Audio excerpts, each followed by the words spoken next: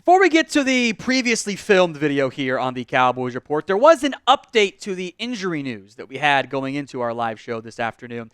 Trevon Diggs left practice with an ankle injury. He was spotted walking around the locker room with no limp, which is a positive sign, but something happened that is not a good sign. This is different than Guyton popping up with a shoulder and Dowdle with a wrist, because those guys are both full participants. That should mean they're fine. It means Diggs missed some time. No other further details right now. Hopefully he is okay, but that is a significant red flag for the Cowboys because with no DaRon Bland and Caelen Carson, as we're getting into, is still a question mark, that is a big potential issue.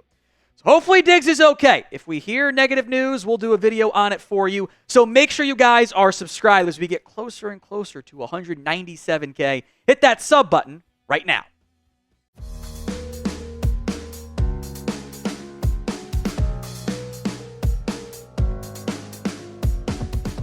Let's talk Cowboys injuries here. The first one we've known about, Micah Parsons and that ankle. He is not going to go against the Pittsburgh Steelers. That's been the expectation for a while now. He will not be available. The surprise on yesterday was, surprise, Brandin Cooks can't go. Wasn't a good development there. Has an infection in his knee. He and the Cowboys have said, it's a week. We'll see how long he's actually out for. I kind of question that a little bit. We will monitor that one pretty closely next week. Remember, it's Steelers this week, Lions, then the bye, if the Cowboys want to play it conservative, as Mike McCarthy often does. And in this context, conservative is probably not a bad thing, by the way. One player to monitor, it sounds like, is going to get his first call-up to, activation for the 48-man roster. That is Ryan Flournoy. He should be out there for the Cowboys in this one, available to play, and maybe does some stuff. He's got some size and speed that you don't really have.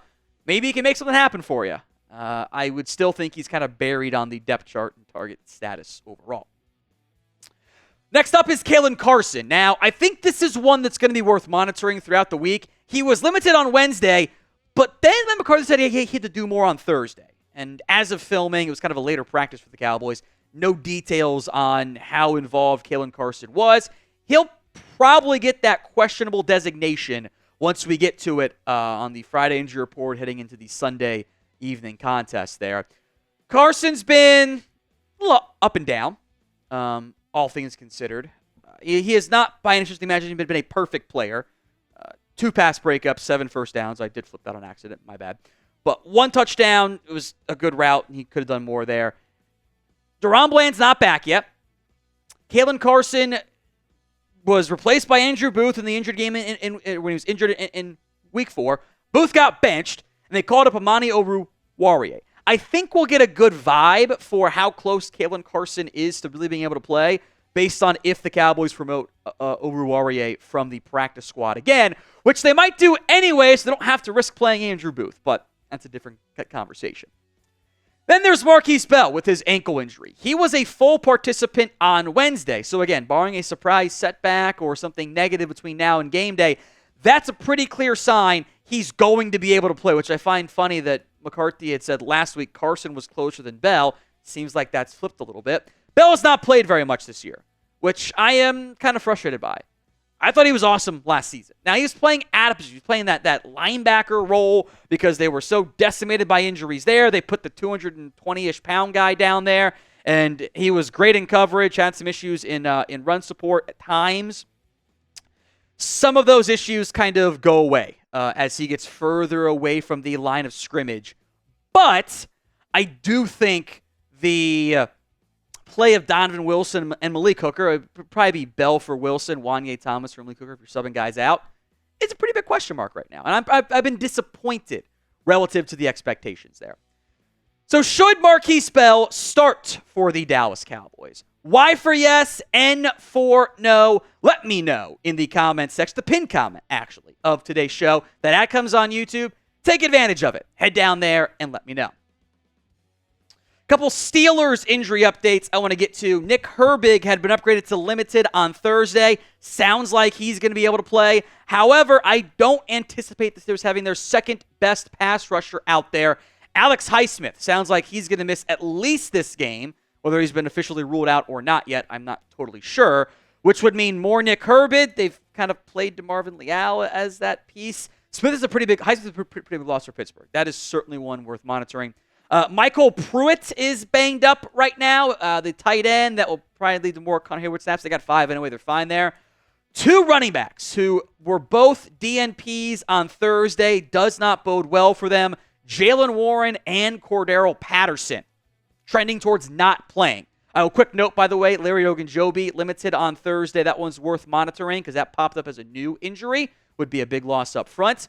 But with likely no Warren and no Cordero Patterson, the Steelers have already prepped this move. They have called up Aaron Shamplin from the practice squad. And if you're going, wait a minute, I recognize that name. You should. That is Cowboys legend Aaron Shamplin, who was like their 7th running back at one point in the preseason. If he runs all over you, I'm going to lose my mind. Because that is a player who was not good enough to make your team. And now here he is being on the Steelers active roster. I think it'll be a heavy dose of Najee Harris. Today's show is made possible by Game Time. Game Time has a new feature. It's called Game Time Picks that makes getting tickets to your favorite teams play live even easier. It filters out the fluff to only show you incredible deals on great seats. You don't have to waste time searching through thousands of tickets. It's curation to help you save even more on sports, concerts, comedy, theater, etc. The all-in pricing total. Toggle that feature on or off so you have no surprise fees at checkout. The Game Time guarantee is this. They will credit you 110% of the difference of your ticket if you find one in the same section and row for less. So what are you waiting for? If you're going to a football game, if you're going to a late in the game MLB playoff game, whatever it is, concerts, comedy, theater, and more, Game Time has you covered. Download the Game Time app, create your account, and use code CHATSPORTS for $20 off your first purchase. Terms apply.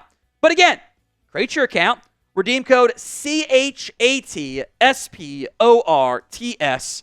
ChatSports for $20 off. Link will be in the comments section and the description of today's show. Download Game Time. What time is it? It's game time. Let's talk Travis Etienne. This has been a pretty popular rumor or idea or hopeful optimism, whatever you want to call it, on social media the past really couple days, frankly, but picked up some steam today, which we'll get to in a second. First off, it was Katie Drummond, friend of the show over at Cowboys Wire, listing Jags running back Travis Etienne as a trade target. He also mentioned moving a second rounder as part of it, which we'll come back to. Then one of their insider pieces, ESPN and Jeremy Fowler specifically mentioning Travis Etienne as potential trade candidates if it all goes belly up in Jacksonville and they start selling NFL players. They had 5 names on that list. Christian Kirk, who might be a bit too expensive for your organization. Devin Lloyd, Walker Little, Andre Cisco, maybe make a little bit less sense for Dallas specifically. But Travis Etienne was also mentioned in that area. Now, specifically as it relates to a second-round pick idea. On one hand, you can't draft in the second round, so you might as well trade it every year. I would extra trade down and get a third instead, but I digress. Or extra 3s and 4th, whatever it is. A second rounder in a bubble for Etienne is too much. I also don't know if it would really cost that much. I mean, think about the trades we've seen at running backs over the years. Outside of Christian McCaffrey, they haven't been overly expensive. I don't think Etienne's a McCaffrey-esque player in any way.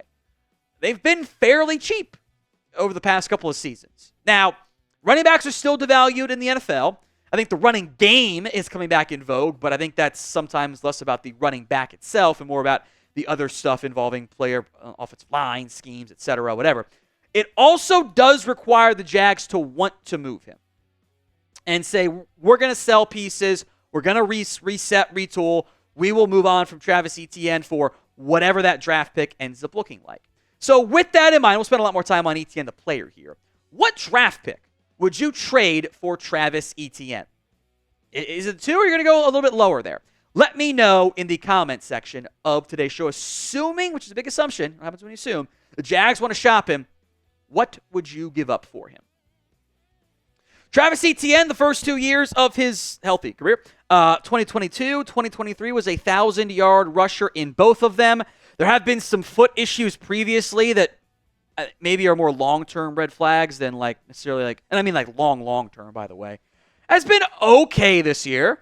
And has still been Jacksonville's best playmaker on the ground, although Tank Bigsby's busted off a couple of nice long runs that has juiced his efficiency and his average per carry to a very high level. With that said, the 214 yards you've gotten in the 4 games Jacksonville has played, not incredibly high, but also still just outside of that 1,000-yard threshold he's gotten previously. The advanced stats, by the way, actually even better for Travis Etienne. Rush yards over expected per attempt. It's a little bit of a big play factor metric. It involves some broken tackles. Can you make more guys miss? He's 15th in football. The yards per carry is at 4.6. Yards after contact is 4.3. They making a lot of guys miss after contact. That's indicative of an individual playmaking there.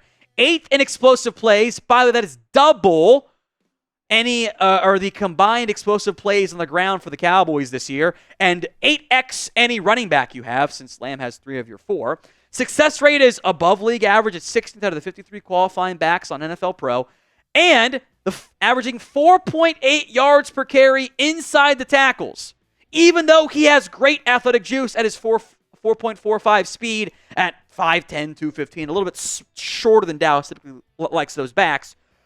I am intrigued here because I think he fits what I want to do once I fire Mike McCarthy next year, assuming I do that, which is to get some more outside zone stuff. He has the speed to do it and do some more duo runs. He also has run very well between the tackles this year, which is all Mike McCarthy wants to do. So I actually am very intrigued by Etienne, depending on the cost involved and if Jacksonville wants to move him and if the Cowboys would actually do something. On that note, will the Cowboys make a trade? 1 for yes, 0 for no. Let me know in the comments of today's video. This Cowboys team has said that they like their backs.